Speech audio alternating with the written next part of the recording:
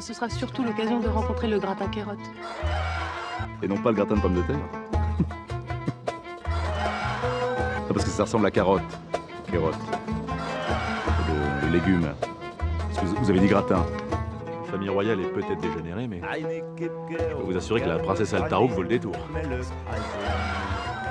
Et je peux vous dire que quand elle s'affaire, elle laisse son sang royal au vestiaire. Mais gueule, mon vieux, on dirait une poissonnière de Ménilmontant. Je suis Larmina Kammer-Boutouche, la secrétaire. Nous avons inventé l'astronomie, les mathématiques, nos architectes... Non, merde. Architecte. Putain de sa mère de porte de merde. Oh la pute. Je vais essayer, je vous promets.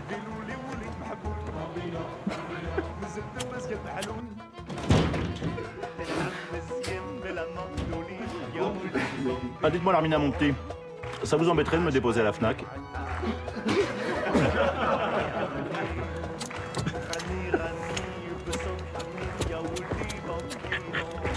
Merde.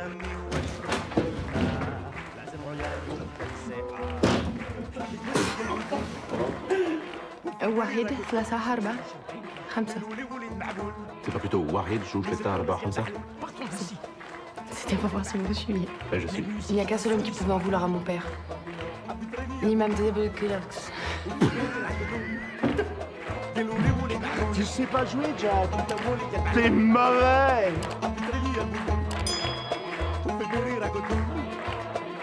« 2006. Si 98 a été une merveilleuse année, on en a parlé récemment, le dîner de con, Titanic, Taxi, Zelda Ocarina of Time, le Big Deal, que ce soit au niveau du cinéma, de la télévision, des jeux vidéo, de la victoire des Bleus en Coupe du Monde, c'était l'année à vivre. Je crois qu'après avoir vu ça, on peut mourir tranquille, enfin le plus tard possible, mais on peut. Ah, c'est superbe. Quel pied. Ah, quel pied. Oh putain. Mais si j'en avais une deuxième à citer, ce serait 2006, en ce qui me concerne. Est-ce parce que les Bleus ont à nouveau brillé, à un tir au but près? David. Oh, ça va. C'est pas vrai. Ou est-ce que c'est parce que le cinéma français avait fait une très belle année cette année-là? Avec Nos Jours Heureux, on en a parlé. Je vais bien, ne t'en fais pas. Camping, premier du nom, on en a parlé également. Les Bronzés 3, on en a parlé récemment. Le film qui aura certes cartonné, mais déçu. Contrairement aux autres qui fut de réelles belles surprises. Rocky faisait son retour dans Rocky Balboa. James Bond faisait peau neuve sous les traits de Daniel Craig. Superman rendossait son costume bleu.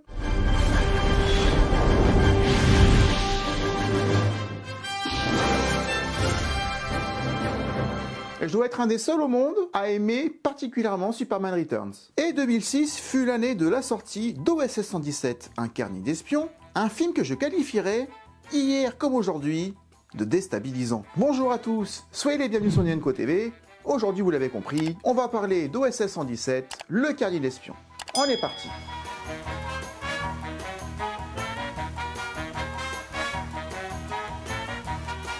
Beaucoup de monde le sait, mais commençons tout de même par le commencement. OSS 117, à la base, c'est un personnage de roman, dont le premier volet datait de 1949, écrit par un Français, Jean Brousse, puis repris après sa mort dans un accident de voiture tragique par son épouse. Les romans racontaient les aventures d'espionnage de Hubert Bonisseur de Labatte, agent secret mais travaillant pour les services secrets américains, là où dans la version Hazanavicius... Oh putain. Ça me l'arrêt, hein. L'arrêt du cul, net, propre, sans bavure. Là où dans la version Hazanavicius, ce sera un Français travaillant pour le service secret français, bref, un Français avec ses qualités et surtout ses défauts. Vous êtes très français, en fin de compte. Merci. Avec 250 volumes parus et plus de 75 millions d'exemplaires vendus à travers le monde, ayant directement inspiré James Bond, dont le premier volet en roman datait de 53, OSS 117 a été aussi adapté en dessin animé et aura connu diverses adaptations cinématographiques, notamment celle initiée et dirigée par André Hunebelle, le réalisateur des Fantomas, dont l'un d'entre eux, Furia Abaya pour OSS 117, réalisé par André Hunebelle en 65, avec Mylène de Mongeau, Raymond Pellegrin, la voix mythique de Fantomas, et Raymond Pellegrin, ce sont des secrets jalousement gardés. victime d'un cruel destin. mais également Henri Attal et Dominique Zardi, deux sbires de Fantomas, qui a été tourné entre le deuxième et le troisième film. Jetez vos armes. C'est aussi la mission la plus périlleuse d'OSS 117. Bref, c'est un prolongement très clair de Fantomas, rôle qui aurait dû revenir normalement à Jean Marais, qui a été écarté, et c'est à partir de là que Jean Marais l'aura vraiment mauvaise. Cependant, OSS 117 ne survivra pas aux années 70, avec 2 adaptations mal reçues par le public, et il va disparaître de nos écrans durant plusieurs décennies. Jusqu'à cette fameuse décennie justement où Jean Dujardin, triomphant en 2005 dans Brise de Nice, long métrage adapté de son personnage avec lequel il s'était fait connaître, sera associé à la toute jeune Bérénice Bejo, révélée quelques années auparavant dans Meilleur espoir féminin de Gérard Jugnot, et qui commençait également à enchaîner les rôles et à faire parler d'elle. Tous les deux seront associés à Michel Hazanavicius à la réalisation, le fameux trio gagnant. Ils vont tout déchirer, notamment avec The Artist. En tout cas, Michel Hazanavicius, c'est un nom qui peut vous paraître, vous avez vu comment je le dis bien, un nom qui peut vous paraître assez familier pour ceux qui connaissent Didier d'Alain Chabat. Il est con ce chien là. Film dans lequel Didier, Alain Chabat, qui est un chien qui devient un homme, devient footballeur temporairement, et on lui donne le nom d'Hazanavicius. Et ben ce n'est pas un hasard, c'est parce que Michel Hazanavicius, réalisateur d'OSS 117, était à l'époque acteur dans Didier. C'était l'anecdote.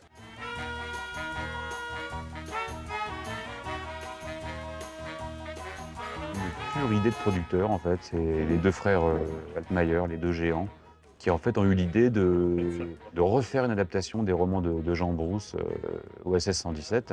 L'origine du projet, c'est le souvenir de la couverture de 2 ou 3 romans d'OSS 117 dans la bibliothèque de mes parents. Les OSS 117, c'est des films d'espionnage faits à l'époque, dans une époque où il y avait la guerre froide. Nous, on s'est servi de ça, on l'a décalé, on l'a détourné pour faire de la comédie en fait.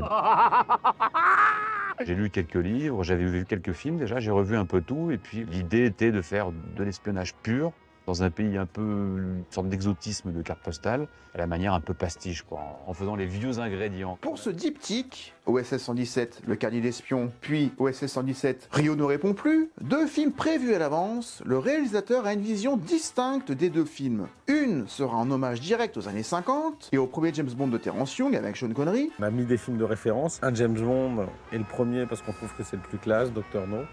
Et puis surtout parce qu'on trouvait que la ressemblance entre Jean et Sean était vraiment à son apogée dans celui-là. Sean. Ce sera le premier OSS 117, celui d'aujourd'hui, et un hommage plus axé sur les décors et à l'ambiance des films des années 70, dans un film qui se passera donc une décennie après. On en parlera dans une autre vidéo de ce fameux OSS 117, Rio ne répond plus, un film que j'aime moins que le premier. Et au-delà de l'hommage au James Bond de Sean Connery, ou aux réalisations de Hitchcock des années 50, dont Hazanavicius rendra hommage à plusieurs reprises dans le film, via de nombreux plans que je qualifierais d'Hitchcockiens, il y aura un parti pris de s'y croire complètement, avec des décors directement inspirés de Dr No, jusqu'aux bagarres chorégraphiées comme les films de l'époque.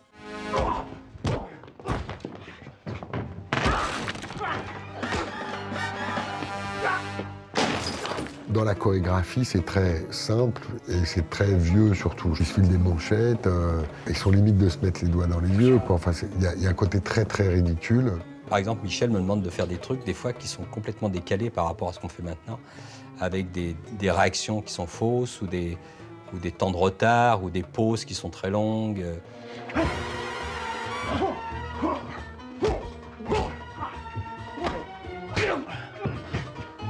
Jusqu'au plan de caméra, très peu varié, mais authentique. Je voulais avoir un film dans son jus, comme on dit, c'est-à-dire avec...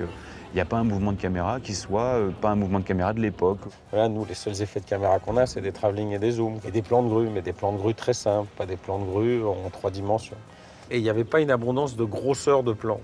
Il y avait des plans moyens, des plans américains et des plans serrés qui étaient toujours les mêmes. C'est-à-dire qu'ils se coupaient au nœud de cravate, parce qu'à l'époque, 80% des acteurs jouaient en cravate et qui est un peu au-dessus de la tête. Aux couleurs à dominante marron et gris, qui avaient cours à l'époque, avec des touches de couleurs vives en arrière-plan, jusqu'aux grains de film utilisés, à l'échantillonnage global, sans compter bien entendu les costumes et les voitures d'époque formidablement reconstituées. C'est le parti pris du film et c'est sa force selon moi, c'était de faire un film d'époque mais avec les moyens de l'époque, jusqu'aux effets spéciaux, volontairement cheap, que l'on voit à l'écran.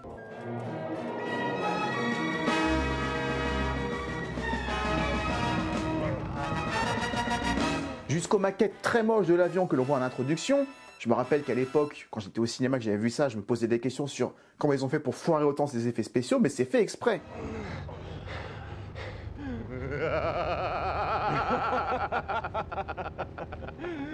Comme cette toile placée derrière les voitures, avec les comédiens qui font semblant de conduire, quitte à tourner beaucoup le volant alors qu'ils sont en ligne droite, c'est quelque chose qu'on aimait beaucoup à l'époque, qui avait beaucoup de charme, mais qui aujourd'hui est ridicule, mais c'est fait exprès que ce soit ridicule, parce qu'on veut faire comme à l'époque. Il m'expliquait que par exemple, quand Jean va conduire la voiture et qu'on voit en transparence derrière le paysage qui défile, j'ai compris son sens de la parodie et ça m'a vraiment beaucoup plu.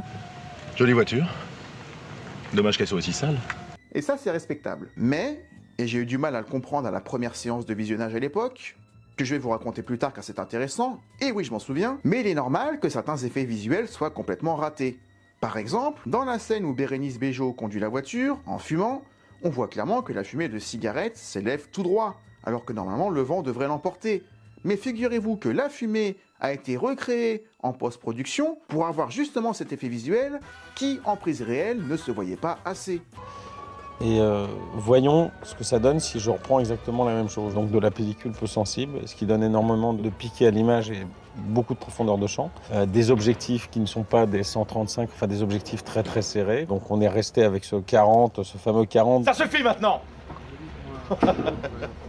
Et puis les projecteurs, enfin pour tout ce qui est gros plan, les projecteurs de l'époque, parce que ça donne une douceur au visage, ça fait des belles ombres. Par souci d'authenticité, le casting sera tout aussi soigné que la réalisation, avec des acteurs originaires des pays dont les personnages sont également originaires, quitte à les caricaturer un petit peu. C'est marrant que c'est toujours les nazis qui ont le mauvais rôle.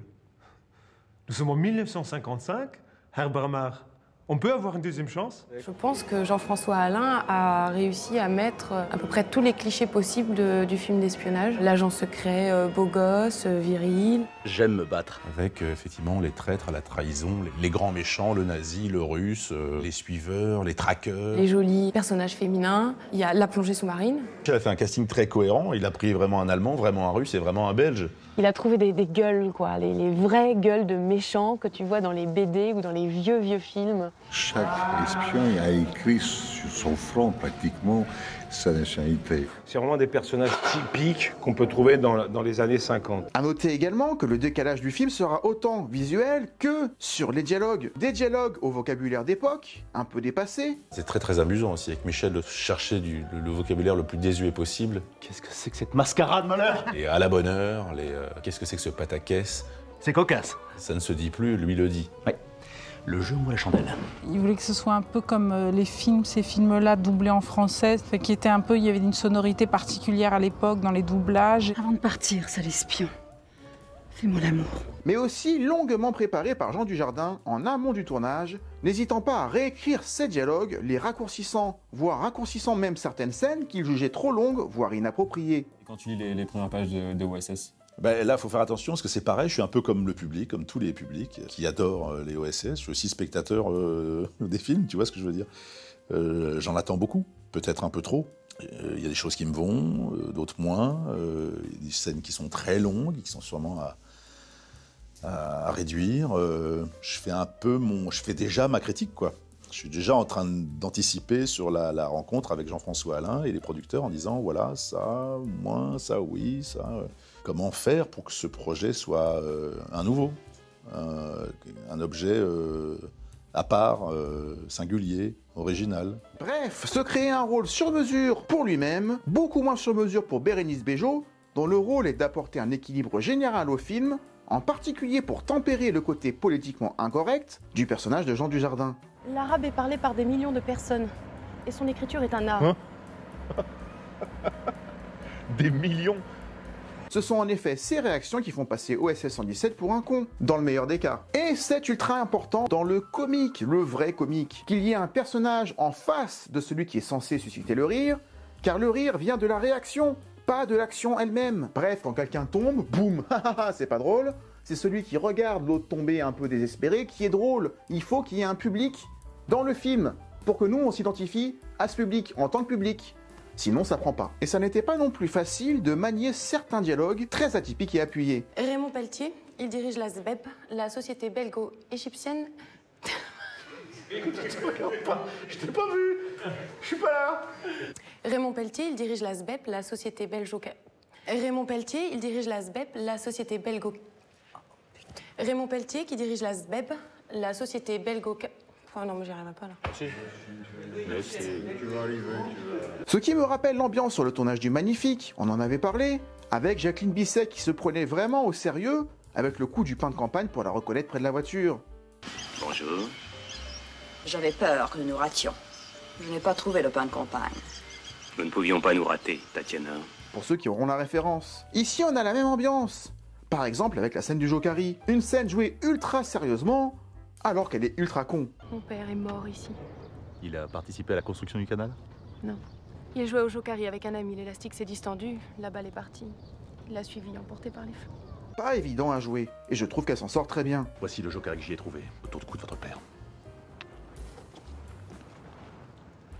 Ce n'était sans doute pas un banal accident de Jokari. Ce sera même plus facile pour l'actrice, paradoxalement, de simuler une bagarre 100% féminine en fin de film, bagarre qui aura nécessité une semaine de préparation, une bagarre quasi sans doublure, à 10% près. Pour rester sur l'humour particulier du film, on en parlera car c'est important, l'objectif était de flirter avec le politiquement incorrect, tempéré à la fois par le personnage de Bérénice Bejo ou certains autres personnages secondaires. On est en 1955, les gars, faut se réveiller. Hein. Les ânes partout, les djellabas, l'écriture illisible. Voilà.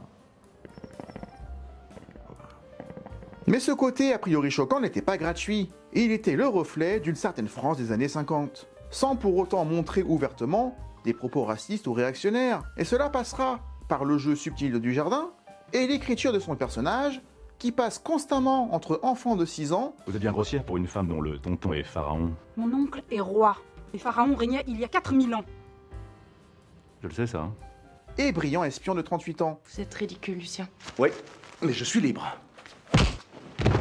Ainsi, quand il est, disons ignorant, on ne lui en veut jamais vraiment, car il n'y a jamais une volonté de blesser. Ça n'est jamais intentionnel de sa part. Pour sceller notre amitié, je vais te donner quelque chose. Regarde. C'est notre Raïs à nous. C'est monsieur René Coty, un grand homme. Par conséquent, on pardonne, car il est sincère. Et comme il est sincère, en tout cas dans sa phase d'enfant de 6 ans, il peut tout dire, on lui pardonnera. On m'enlèvera pas l'idée que c'est une curieuse religion. À mon avis, vous allez vite vous en lasser. Je ne lui prédis pas un grand avenir. Et la musique aura également un rôle essentiel, et sera autant un marqueur d'époque que le cadre ou les costumes ou les couleurs. Par exemple, la musique accompagnera les gestes des comédiens, les humeurs, les actes, l'action, comme à la Belle Époque. Le plus bel exemple étant la scène de la bagarre, dans la chambre d'hôtel, où chacun aura sa musique propre, qui prendra le dessus quand le personnage aura le dessus dans la bagarre sur l'autre.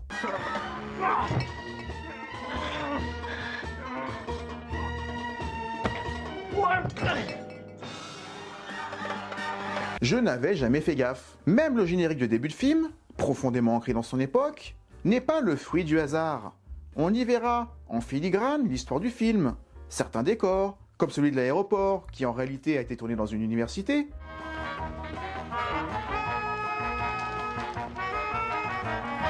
ou encore le fameux Jokari. Mais certaines séquences restent plus compliquées à tourner que d'autres. Par exemple, la scène du Mambo, où SS-117 apprend presque instantanément une danse sans la répéter. Je ne connais pas cette danse. Regardez mes pas et faites comme moi.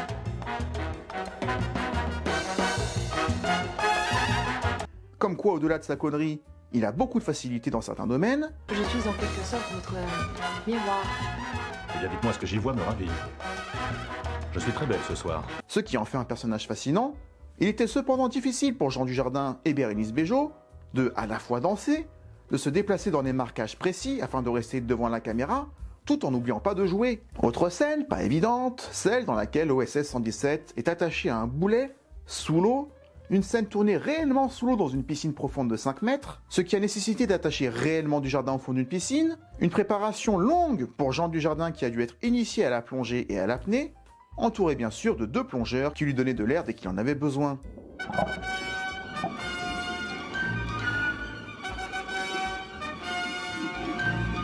Jean Dujardin aura eu beaucoup moins de difficultés par contre à tourner la scène la plus culte du film, même si pour moi il y a plusieurs scènes cultes, celle de Bambino.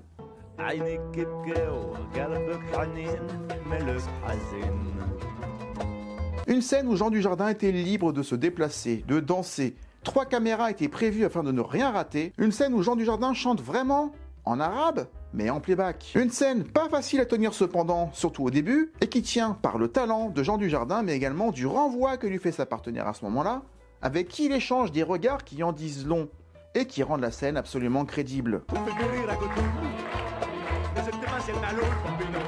Sans qu'on se demande comment est-ce qu'il a appris l'arabe. C'est comme le mambo, il est tellement con que paradoxalement ça peut être une forme d'intelligence, parce qu'il apprend des choses très vite. Et au passage, réussir à tenir aussi longtemps sans dialogue, sans rien, avec tout le monde qui le regarde, avant qu'il se lance avec la première note, il se passe beaucoup de temps. Et il le tient très bien, parce qu'il y a des mouvements de scie, il y a des petits mouvements assez imperceptibles à l'œil nu. Il arrive à tenir, et franchement bravo. Après un premier montage de 1h55, le film est ramené à 1h39, afin d'éviter quelques longueurs. Par exemple, il y avait des scènes qui avaient été prévues d'une telle façon et qui ont été revues au dernier moment. Le muezzin, l'autre scène culte du film. Mais il va la fermer sa gueule! À la base, il devait y avoir une bagarre entre le muezzin et OSS 117.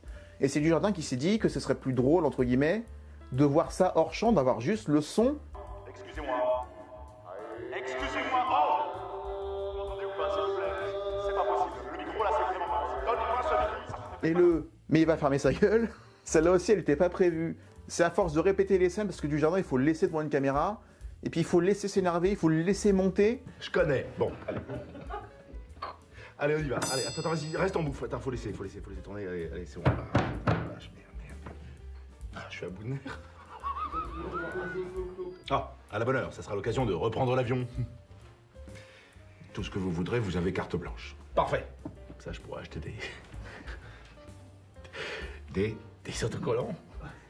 Des quoi?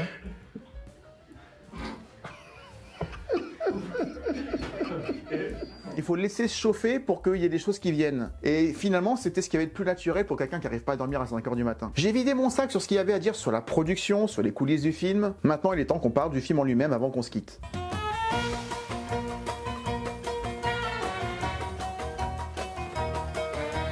Avril 2006. Avec mes deux meilleurs amis de l'époque, qui le sont toujours aujourd'hui, nous sommes allés voir OSS 117, le carnet d'espions, sans savoir réellement quel genre de divertissement nous serait proposé. Car nous aimions James Bond. L'un aimait Sean Connery, et les deux autres aimaient Roger Moore. Mais on se devait donc d'aller voir un James Bond parodique à la française avec Jean Dujardin. Et à la sortie de la projection, l'un de nous trois était assez euphorique, et les deux autres, pas du tout. Ils n'avaient pas compris. Fallait-il rire ou non? Non pas car ça n'était pas foncièrement drôle, mais ce type d'humour n'était peut-être pas adapté à tout le monde. Avancez encore, jusqu'à l'imam. L'imam. Ah, c'est lui, d'accord. Ou en tout cas, il fallait y être préparé. Certains s'imaginaient une parodie James Bond, mais peut-être pas un humour aussi second degré, voire troisième degré, voire con par moment.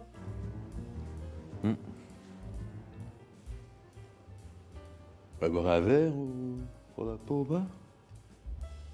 Rien que dans nos salles de cinéma au niveau national, aux avant-premières du film, les ambiances étaient très différentes. À Lille, par exemple, personne n'a ri. Mais ils ne savaient pas s'ils avaient le droit ou non. Beaucoup le confesseront après. Tant tout semblait permis, et donc tout semblait profondément confusant. On avait fait une première avant-première à Lille, où les gens n'avaient pas ri, à part ma petite sœur, qui était pétée de rire. Mais elle me disait, mais on avait le droit de rire ou pas? Donc on s'était dit, mince, les gens n'ont pas compris le film peut-être, ou peut-être qu'il y a quelque chose qu'on a loupé. Puis après, on avait fait une autre avant-première ailleurs. On avait commencé à faire de la promo, donc les gens ont commencé à en entendre parler et ils se sont autorisés de le rire. Je pense qu'à Lille, il y avait un truc, comme ils ne savaient pas du tout ce qu'ils allaient voir, où ils se disaient, mais attends, on peut rire tranquillement. Et c'était au moment en plus de la crise aviaire et des caricatures de Mahomet.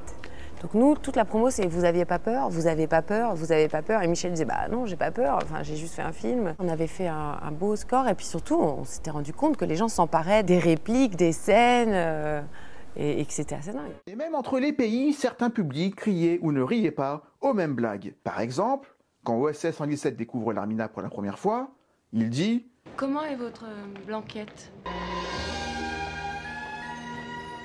Elle est bonne. Une scène qui n'a pas été comprise dans tous les pays, car tout le monde n'utilise pas ce terme, même dans les pays francophones. A contrario, certaines scènes ont marché à l'étranger, mais pas en France.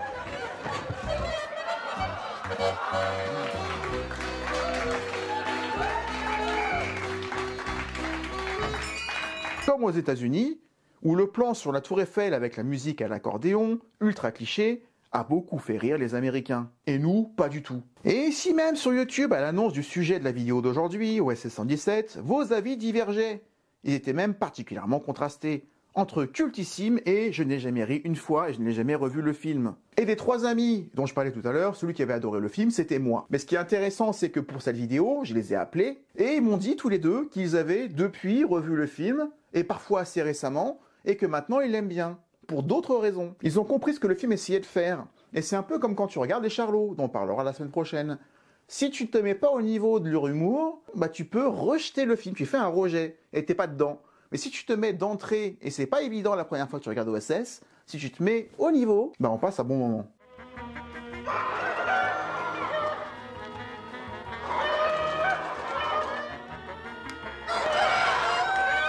Il faut juste accepter que ce film soit à l'envers, comme cette réplique le montre. Quel dommage pourtant fumer des temps. Surtout dans votre travail. Je sais, j'enrage. Ne pas fumer me tue. Je vais réessayer, je vous le promets. Pour apprécier OSS 117, il faut vraiment comprendre que ce n'est pas ce qu'il dit, encore une fois je reviens sur le vrai comique, ce n'est pas ce qu'il dit qui est important, même s'il dit des horreurs, même s'il est raciste, même s'il peut être homophobe, même s'il peut être macho, ça n'est pas ce qu'il dit qui compte, c'est ce que les autres voient de lui. Je suis Larmina à la Camargue de Touche. Quel nom compliqué? Hubert Bonisseur de la Batte. Michel, il a vraiment balisé OSS. À aucun moment donné, il n'y a de malentendu. On sait très bien à chaque fois de quel côté on doit être et qui est le débile et qui est la personne intelligente. Généralement, c'était plutôt moi l'intelligente et plutôt Jean le débile. Ne perdons pas de temps avec ces bêtises. Ça va, Lucien? Ça va. Mais une fois que tu vois que le message, c'est de montrer l'état d'esprit français des années 50, très nationaliste, très conquérant, très 30 glorieuses, bah le film prend un autre sens. C'est très très subtil, c'est pas du tout grossier, c'est pas du tout bourrin, c'est subtil. Mais c'est pas uniquement de la déconnade. C'est qu'au niveau de la lumière, au niveau des costumes, au niveau de l'action, c'est extrêmement soigné. On est dans le cliché, mais pas dans la parodie. On est vraiment dans le détournement, quoi. C'est qu'on a vraiment gardé les codes et on les décale légèrement pour créer le rire. C'est pas Austin Powers non plus, c'est plus fin que ça. Tellement subtil que parfois on voit pas les blagues. Et peut-être qu'on se rend plus compte de nos jours, dans un cinéma beaucoup plus épuré, où là on n'a vraiment plus rien le droit de dire ni montrer, bah que ça en 2006, puis 2008 avec le deuxième, bah c'était vraiment pas mal parce qu'on pouvait vraiment tout dire. Merci. Tenez. La chocolat. Et c'est René Coty. Le but n'était pas d'être moralisateur, on pouvait vraiment s'exprimer tout en amenant un message. Ce qu'il dit est atroce, mais ce n'est pas raciste pour autant. Parce qu'encore une fois, il ne le fait pas exprès, il ne s'en rend pas compte, et ce qui compte, c'est la réaction des autres. Il se caractérise par le fait qu'il soit ancré dans son époque et avec toutes les valeurs de l'occidental sur de lui, colonialiste. C'est la gloire, c'est le patriotisme avant tout. Il n'arrête pas de parler du président Coty. Regarde, c'est notre Raïs à nous. C'est monsieur René Coty, un grand homme. Il marquera l'histoire. En ce qui me concerne, je ne suis pas toujours plié en deux devant SS 117, mais je suis assez fasciné par la faculté de Jean Dujardin à tenir la distance dans le film. Bonsoir. Pas de message? Pas de message? C'est comme quand je regarde De Funès. Je ris parfois intérieurement, mais je vois comment chaque mouvement de tête... C'est ça, voilà dodeline, voilà, je dodeline, là je dodeline. Alors là, d'accord, j'ai pas dodeliné. Chaque cils levé, chaque blanc qu'il laisse exprès est millimétré et nous captive, même si on ne rit pas forcément à chaque fois. Cléta, Arba, Ramsa, 6. Il s'agit simplement de beaucoup de justesse, de beaucoup de sincérité, et ce personnage finit par être touchant, bête mais pas méchant, talentueux mais il percute pas vite. Et les seconds rôles aussi sont bons. Muller, François Damiens, qui à l'époque était très peu connu, on le connaissait pour ses sketchs, pour ses caméras cachées. L'autre branque là qui me fait chier avec son truc, là, le vieux père, là. Mais c'était pas encore le François Damiens, acteur qu'on a vu après, un mec que j'adore. Je suis aussi tombé accro de Bérénice Bejo sur ce film, elle est sublime, tout comme Michel Hazanavicius d'ailleurs, avec qui elle a fait sa vie depuis. Ils se sont rencontrés sur ce tournage, et visuellement, c'est faussement daté, mais c'est ultra soigné. Il y a de magnifiques plans séquences avec beaucoup de figurants. Certains plans séquences ont demandé jusqu'à 8 prises, avec des voitures qui circulent, des gens qui se croisent, sans coupure, et c'est ultra difficile à réaliser. Si je retiens des mots-clés pour OSS 117 premier du nom, j'en retiendrai 2. Soigné et raffiné. Le problème avec les femmes, c'est que dès que vous sortez de la cuisine... C'est pour faire le ménage. Encore une fois, sans que je sois plié en deux. Je trouve juste ça très bien écrit, très bien foutu, très bien travaillé, fait avec beaucoup de sérieux, et méritait plus que ces 2 et quelques millions d'entrées qu'il a fait. Un succès quand même à l'époque, mais ça méritait mieux.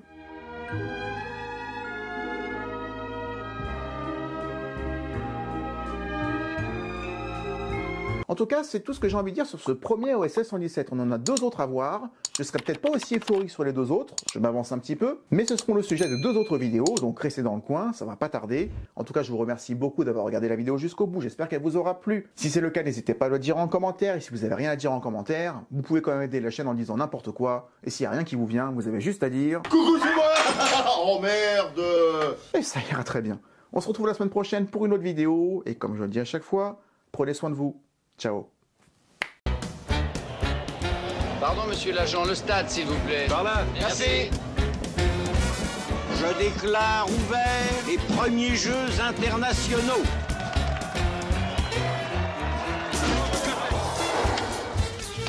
Balancez-les-moi sur le stade, et tout de suite. Dans quelle épreuve? Je m'en fous. C'est un retour. Encore une médaille. Non. Eh non, ça c'est défendu, ça. Formidable. Allez, Milou, allez, vas-y. Mais on finit par gagner. Balancez-les-moi sur le stade, et tout de suite. Dans quelle épreuve? Je m'en fous.